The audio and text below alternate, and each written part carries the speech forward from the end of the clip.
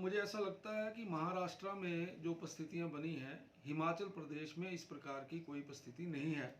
मैं मानता हूं कि कोरोना बढ़ा है, लेकिन हिमाचल प्रदेश के अंदर उद्योग उसी प्रकार से चल रहे हैं जैसे पहले चल रहे थे। यहाँ पर किसी भी प्रकार के मजदूरों के पलायन का विषय ना आया है, और मुझे ऐसा लगता है हम आगे कोशिश भी करेंगे कि हमारा कारखाना बंद ना हो, इंडस्ट्री ठीक तरीके से चले, और जो मजदूर हैं उनको उनकी मदद की जाए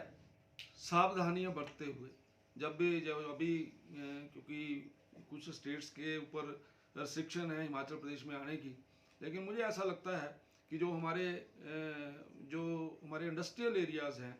उन एरियाज़ में इन सारी चीज़ों का कोई बहुत ज़्यादा इफेक्ट रहने वाला नहीं। आपको लगता है लाहौल घाटी में एक ही दिन में 39 मजदूरों का एक साथ एक जगह पर आ जाना,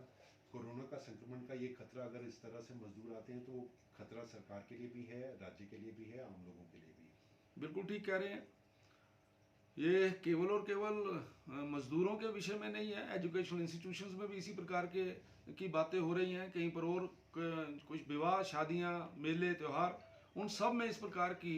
जो समस्या है वो देखने में नज़र आ रही है। लेकिन मैं मानता हूँ किसी एक पर्टिकुलर प्लेस के ऊपर इस प्रकार की समस्या आने से हम उसको पूरे प्रदेश के संदर्भ में ना देखें, लेकिन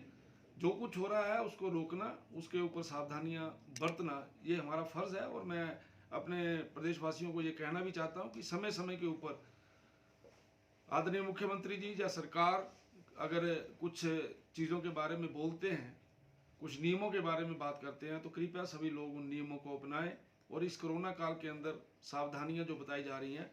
उनका ध्यान करें। जिस तरह से अभी कल ही इन सारे विषयों के ऊपर बातचीत हुई है। माननीय मुख्यमंत्री जी का ये मानना है कि जो इस प्रकार की स्टेट्स है वहां से कोई भी आए, ये केवल और केवल पर्यटन की बात नहीं है,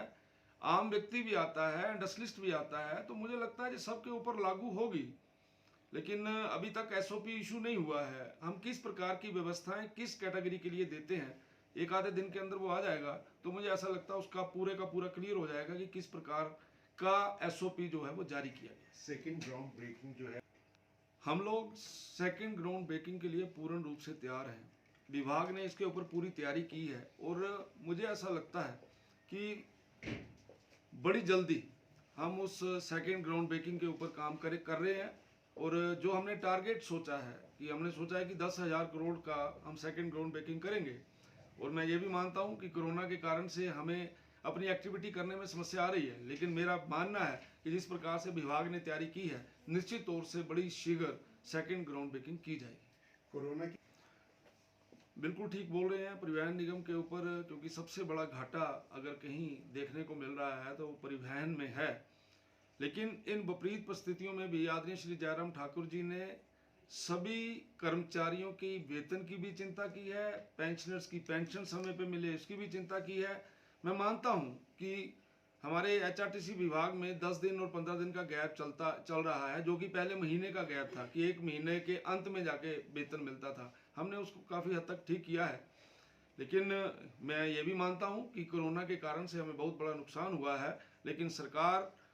इस बात के लिए दृढ़ संकल्प है कि कर्मचारियों को वेतन मिले, पेंशनर्स को पेंशन मिले। तो हम कोशिश कर रहे हैं कि एचआरटीसी भी के जो कर्मचारी हैं उन्हें इस प्रकार की किसी भी प्रकार की इस आपदा के कारण से कोई उनकी वेतन रुके, ऐसा हम नहीं होने देंगे। सर यात्रियों एसओपी जारी होगा, उसी से पता चलेगा। एचआरटीसी के पेंशनर्स ने आज मीटिंग की है, उस बैठक में मैं गया था, और एचआरटीसी के पेंशनर्स को